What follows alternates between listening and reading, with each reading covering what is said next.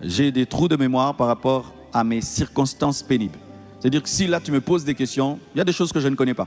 J'étais là comme si je n'étais pas là. C'est-à-dire que là où quand je vivais, toutes ces douleurs, c'était trop fort, alors j'étais là sans être là. Ce que je constate dans cette affaire, je constate qu'il a bel et bien eu lieu mensonge. Mensonge qui n'est pas considéré.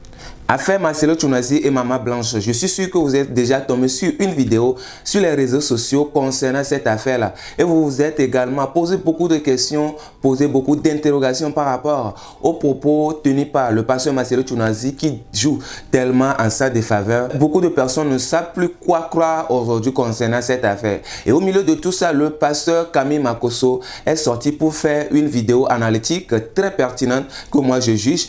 Je m'en vais aujourd'hui partager avec vous cette vidéo qui donne une certaine ouverture d'esprit, qui donne une certaine compréhension de la chose aujourd'hui. Mesdames et messieurs, j'espère que vous allez bien. Aujourd'hui, voilà l'actualité qui nous réunit encore une fois sur cette chaîne. Et moi-même, je m'appelle Jack, je suis créateur de contenu 100% chrétien. Bienvenue sur ma chaîne, abonnez-vous et activez la cloche de notification pour être informé de ma prochaine vidéo. Concernant l'affaire du pasteur Marcelo Tchounassi, s'il y a une affaire qui véritablement est en train de prendre l'énergie et le temps, c'est l'affaire du pasteur Marcelo.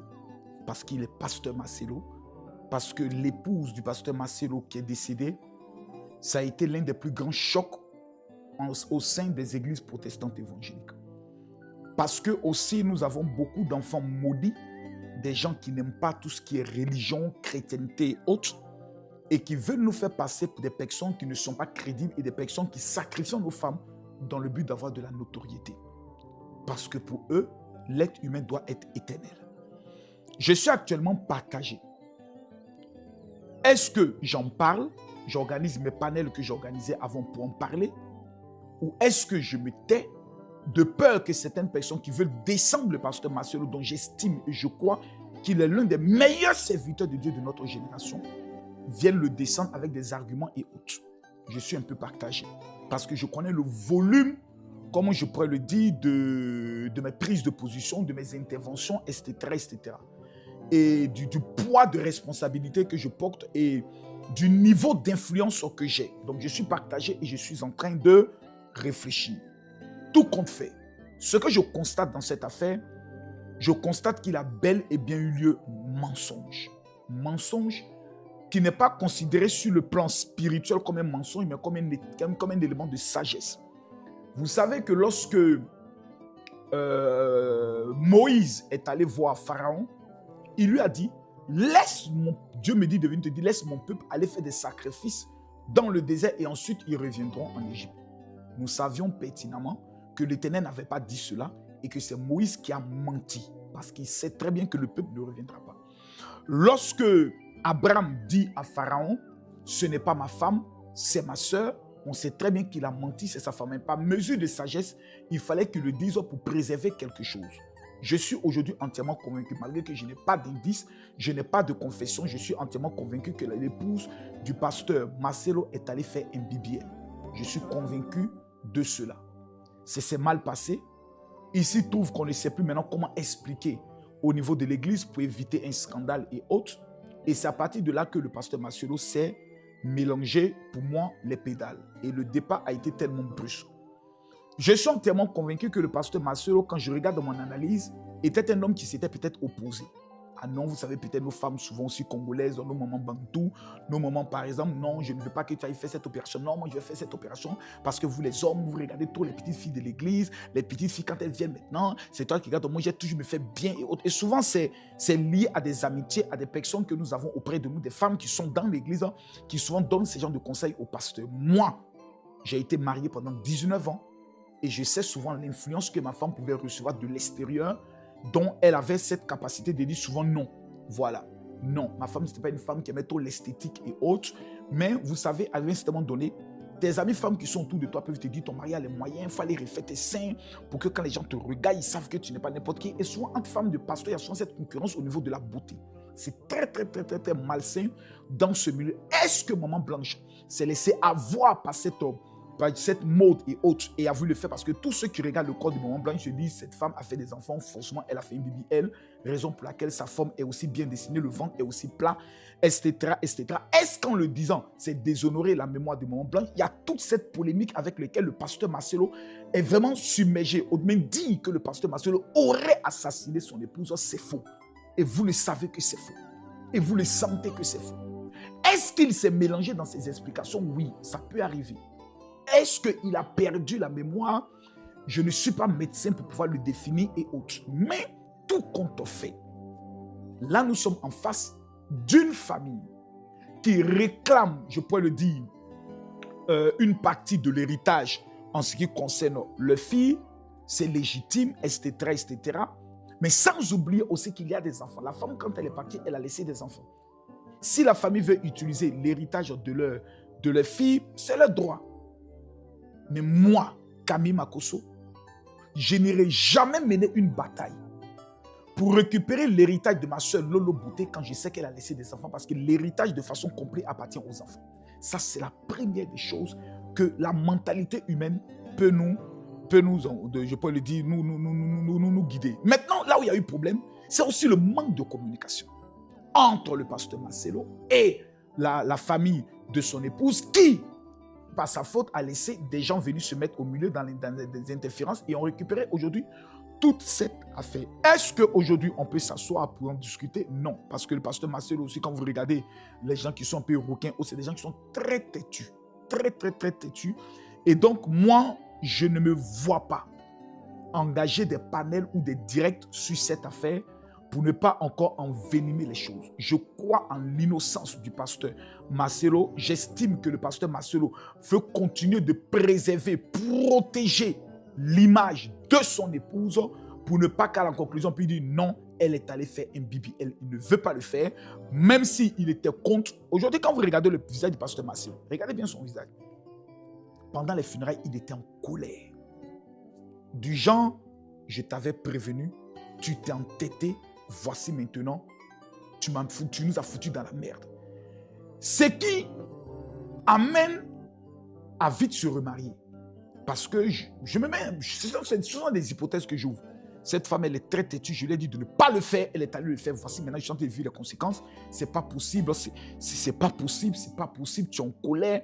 Malgré tout l'amour que tu peux avoir, mais cette colère va t'amener à dire, bon, moi je vais refaire ma vie parce que j'ai des enfants, je suis aussi un homme, je vais refaire ma vie, je vais passer à autre chose, me concentrer exclusivement sur le ministère, mais je vais quand même essayer de préserver l'image de ma femme qui était aussi une bonne servante du Seigneur et autres. On a écouté beaucoup d'audios où il y avait des problèmes entre son épouse et, je peux le dire, la famille du pasteur Marcelo et autres, ce qui peut arriver dans toutes les familles, mais tout ça c'est bien dommage. Tout ça c'est bien dommage. Vous n'avez pas encore perdu quelqu'un de cher, votre femme et autres.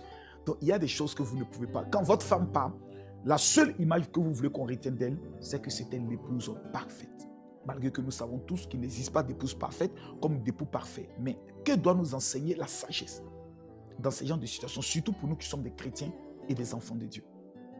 Est-ce que le pasteur Marcelo a sacrifié ou assassiné sa femme? Nous tous, nous savons que la réponse est non. À partir de cet instant précis, tout ce qu'on peut faire, c'est prier pour lui et lui apporter notre soutien parce que nous faisons partie d'un royaume.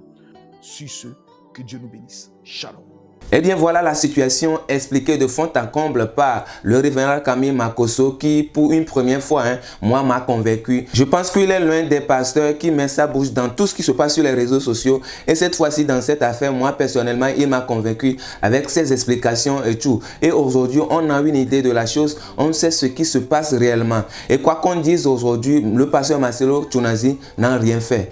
Même si tout est contre lui, même si les preuves qui existent aujourd'hui l'accablent de telle façon qu'il ne peut même pas s'en sortir, tout porte à croire ou bien tout ce que nous devons retenir est que le gars il est innocent. Jusqu'il y a quelque chose qui se passe qu'il ne peut pas dire pour le moment. Je pense que le pasteur Camille Makosso l'a dit dans sa vidéo et je soutiens également cette thèse-là, cette hypothèse-là aujourd'hui. Je pense qu'il y a un truc que le pasteur Marcelo Tchounazi ne peut pas dire aujourd'hui, mais ce qui est qu'il n'a rien fait de mal, il n'a pas contribué au décès de sa femme. Et donc faisons très attention, nous qui suivons les gens sur les réseaux sociaux, nous qui pondons des commentaires bizarres dans les vidéos, je vous déconseille cela car les justes, quand ils sont combattus, on ne se moque pas d'eux.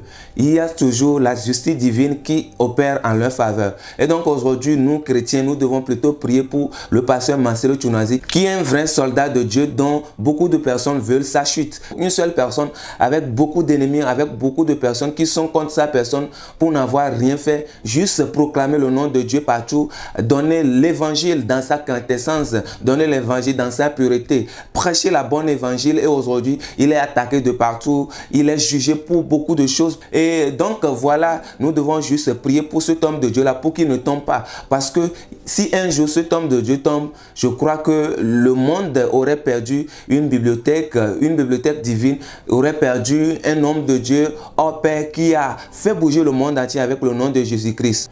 Par rapport à son histoire des troubles mentaux qu'il met sur le tapis, je pense qu'il faut être tolérant avec cet homme de Dieu qui a tant subi. Les gars, nous devons savoir qu'après tout, le pasteur Marcelo Tchounazi est un humain également. C'est un homme qui a la chair et le sang coule également en lui. Et donc tout ce qui peut arriver à un être humain sur cette terre peut être lui également arrivé. Et donc je pense qu'il faut tolérant.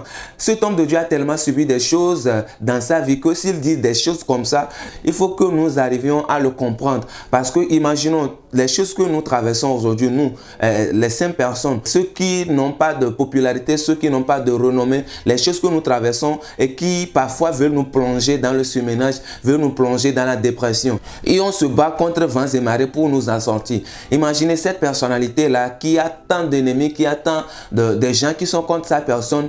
Je pense que c'est normal qu'il puisse traverser ces genres de choses. Et donc nous devons être tolérants envers lui, nous devons sincèrement prier pour ce pasteur-là. Parce que c'est un véritable soldat du royaume, c'est un véritable homme de Dieu qui proclame l'évangile jour et nuit, qui a fait de Dieu son ami. Je ne sais pas si vous l'avez remarqué, en cette année particulièrement, ses enseignements, sa manière de prêcher ont changé de dimension. Et oui, si vous êtes spirituellement connecté à son ministère, je pense que vous devez le savoir également. Et donc, rien ne le discrédite aujourd'hui de son état de pasteur, de son état d'homme de Dieu aujourd'hui. Et je pense que dans cet élan, on peut le soutenir dans nos prières sur le plan spirituel et tout pour qu'il puisse sortir de cette affaire-là. Aujourd'hui, nous devons savoir que tout ce qui se fait contre sa personne, c'est pour pouvoir salir son image et aussi faire taire son ministère, bâcler son ministère, exterminer ce qu'il fait sur les réseaux sociaux. Comment il prêche pour que les âmes reviennent à Dieu, pour que les gens se reconnaissent à la connexion divine. C'est ça qui est combattu aujourd'hui, c'est ça que les gens veulent voir chuter, que les gens veulent voir ne plus être à la montre pour qu'ils puissent continuer dans leur monde qu'ils dénonçaient, qu'ils critiquaient et tout. Et donc, je pense que en tant que chrétien, en tant qu'enfant de Dieu, nous ne devons pas nous prêter également à ce jeu. Rester dans les commentaires pour pondre des choses inédites, des choses inimaginables contre sa personne. Je l'ai dit tantôt, on ne juge pas, on ne se lève pas contre une personne juste, une personne qui aime prier, une personne qui aime demeurer dans la présence de Dieu. C'est très dangereux pour le futur, c'est très dangereux pour nous qui nous prêtons à ce jeu-là. Mesdames et messieurs, je suis sûr que vous suivez également cette affaire de près pour pouvoir connaître son aboutissement. Mais ce qu'il y a à faire aujourd'hui, c'est de prier pour le pasteur Marcelo Tchounazi. Merci également de donner vos avis dans les commentaires par rapport à ce que vous pensez de cette affaire-là, de cette histoire de Maman Blanche et sa famille qui réclame assez de choses au pasteur Marcelo Tchounazi, qui soutient ne plus reconnaître certains faits, certaines choses pour trouble de mémoire. Merci de me répondre dans les commentaires. Je vous dis merci d'avoir suivi cette vidéo. Je m'appelle Jack, je suis créateur de contenu. À très bientôt dans une nouvelle vidéo sur cette chaîne même. D'ici là, portez-vous bien dans la grâce de notre Seigneur Jésus-Christ. Shalom.